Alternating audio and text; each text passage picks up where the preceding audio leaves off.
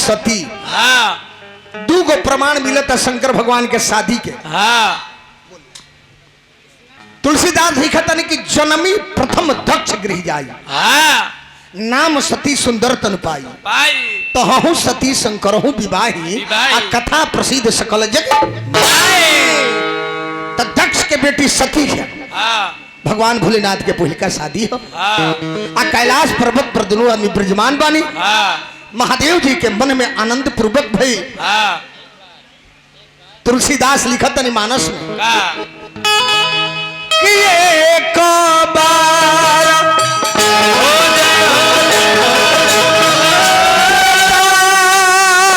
जुग माही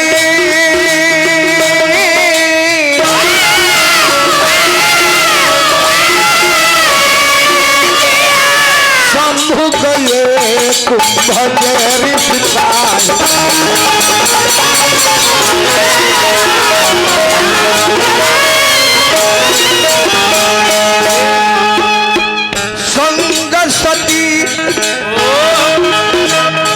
संग सती जगे जननी भवानी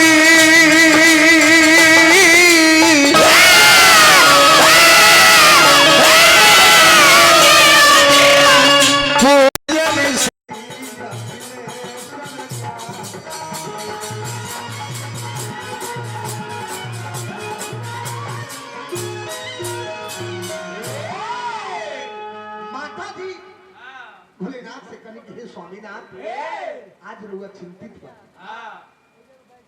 भोलेनाथ कहने के हे सती भगवान के कथा सुने के बताई जे स्वयं रचना शंकर जी अपना मन ध्यान कप मन ही मन रखले रहने ऊ शंकर आज कहत है कि हमरा सुने के मन करता भगवान के कथा विस्तार से।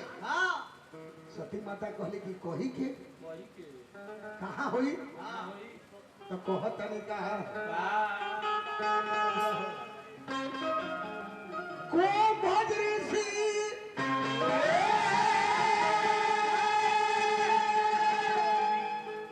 अरबान महानो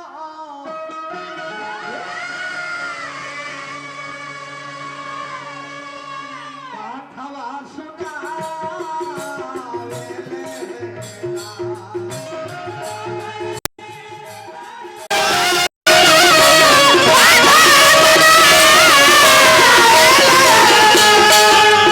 माता कली के कुंभज ऋषि ई कथा के कुंभज ऋषि के मुख से हम सुने के चाहता नहीं। सती माता कहली बाबू रे हला ना निर्गुण के भाव है निर्गुण के हला रौरा मुंह से जब ऐसा बात बा तो चली लेकिन हम चलो लेकिन कहत रे कुंभज ऋषि अथवा सुनाई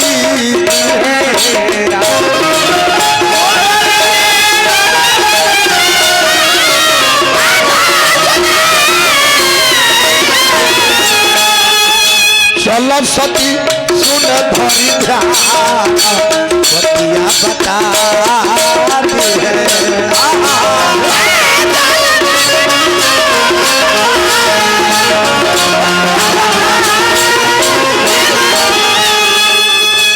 बसह पर भइले या सवार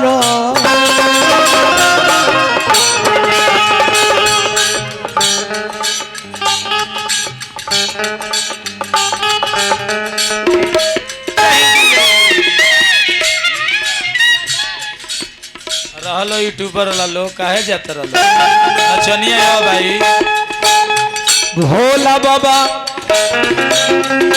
भइले या सवार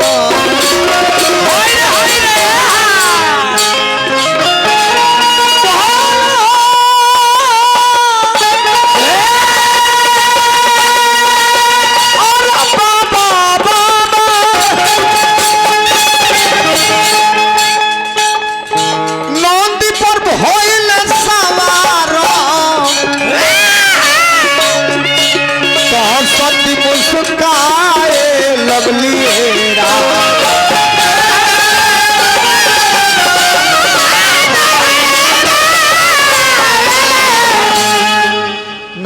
दोनों बेकत सवार हो गइलो ए बबुआ अरे सुनी भैया अरे धरी कर ध्यान तो आगे के बयान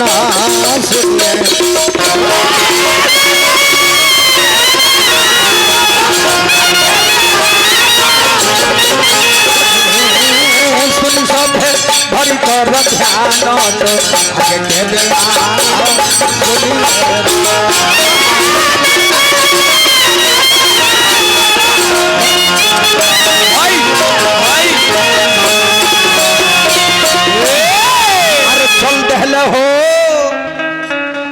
अरे चल दिले हो भोला बाबा के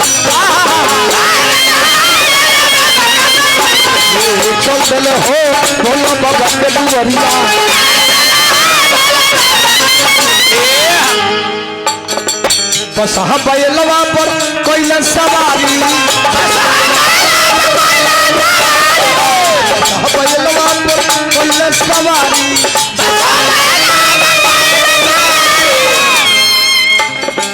संग ही बैठ गईली सती जी नारी सती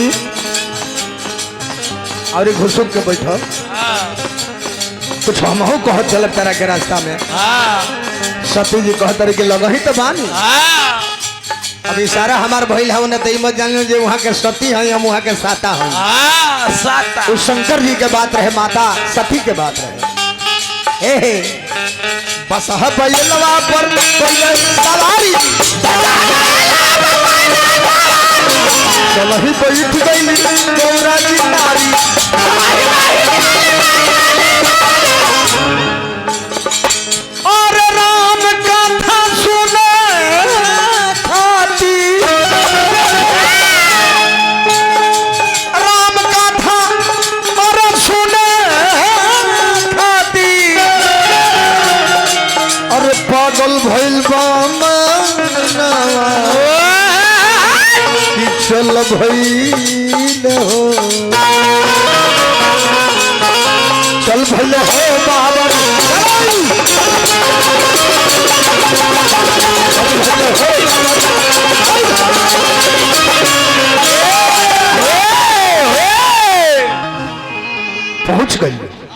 पहुंच गई लो अब प्रणाम करतनी भोलेनाथ कुंभज ऋषि जी कहते कि अहो भाग्य हे भोले भंडारी महादेव रहुआ आज हमारे कुटिया के पवित्र कर देंगे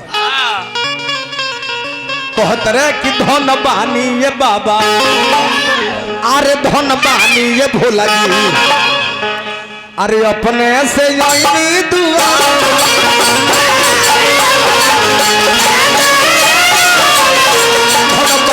अपने से जल्दी दुआर को दुआर पर अरे दुआर पर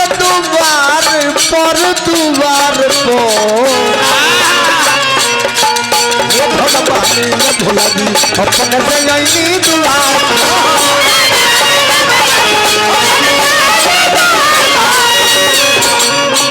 ये बाबा राहुल शरण में देवन के देव दानव के देव मानव के देव त्रिलोकपति है रुआ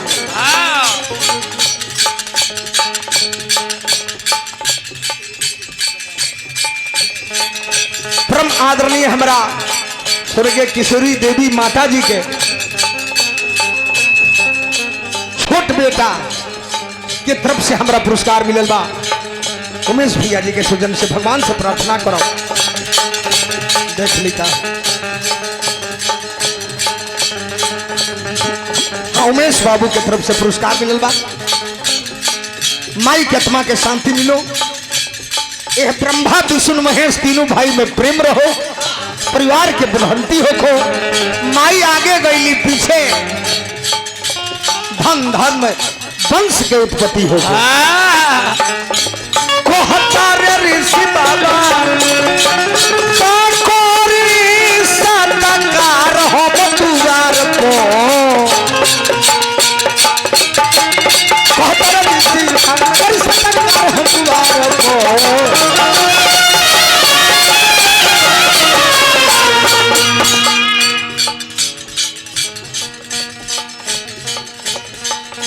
माता किशोरी देवी जी के जाउत सोनालाल जी के तरफ से पुरस्कार।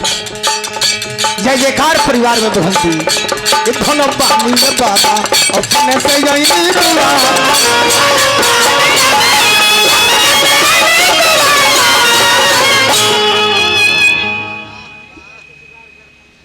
परम आदरणीय हमरा गणेश नाय चकुदार जी गड़खा थाना एह माई के शुभकामना में हमारे का हजारों हजार पुरस्कार मिले। भगवान से प्रार्थना बबुआ 1 महीना कथा भइल आ लास्ट में विदा मांग के शंकर भगवान वजह से चलता नहीं, लेकिन कथा में सारा विस्तार वहां के कहले बनी बबुआ हो कि भगवान श्री हरिनारायण के रूप नर लीला करे खातिर दुए हाथ में राजा दशरथ जी की अज राज के दरबार में रघुकुल में भगवान के अवतार भइल बा और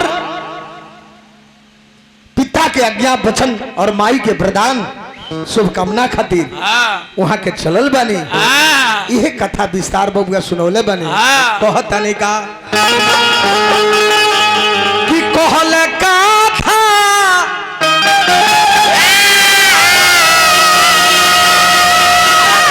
कि कहल कथा ऋषि जी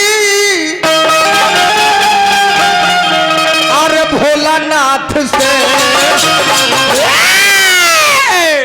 सब बतिया बताई भोलेनाथ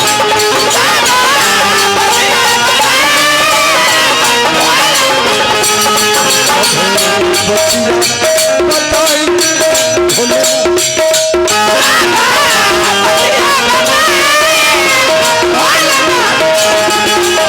शंकर बाबू हनुमान जी का वंदना रुआ गवनी है गायत्री ठाकुर के भाव में बड़ा निमन लागल है। बाकी गोड़ रौरा तना ना कोस के फोटको तन बुझाता कि पाथर भगवान के शुक्र बाकी स्टेज बढ़िया बना तो भोस जाए के चाहे। बाप रे बाप हतना मोट दे ले हतना कोस के टंगड़ी पर डगला के का जरूरत बा। कहा ठाकुर जी इतना कोस के लात पकड़ू तो थोड़ा सा भाव दे हाथ के तो कट जाइए बबुआ हो। तो कहल बाबा से ऋषि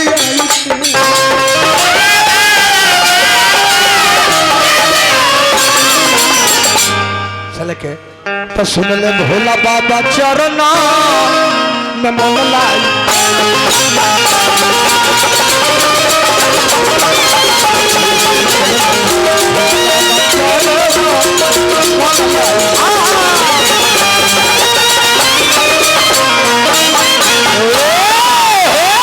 कथा सुन के चल दी हलो, लेकिन कारण का भई कथा सुन के सती जी के मन में संतोष ना भई ना मने कथा निमन से ना सुन ली। आज ये भगवान के कथा निमन से ना सुनेला ओकर जाथा बिगड़ के दुर्गति होइए जा। भोलेनाथ साबित कैले बने चल दी हलो त जंगल जंगल झारी झारी कहो जंगल से प्रवेश हो।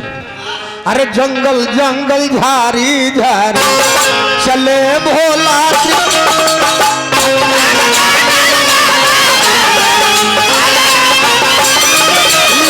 जंगल जंगल झारी झारी चल त्रिपुरारी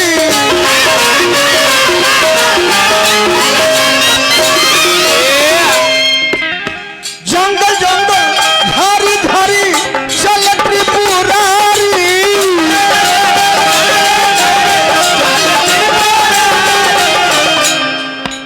मन ही मन में सोचो तारी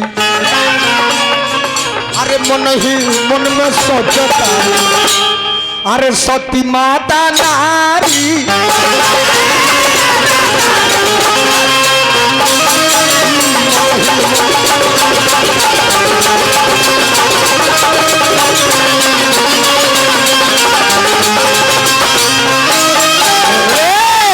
सोचतारी जे कौना चक्कर में हम हो पर गई यहाँ के त्रिलोकी होके एहनाथ होके ऐ कथा सुननी का भइल अवतार हो गई यहाँ भइल हुआ भइल कथा के रोकल जाओ मास्टर समय के अनुसार दिया तो ठीक रही आदान प्रदान कथा के हम यही जा रोकनी एगो माई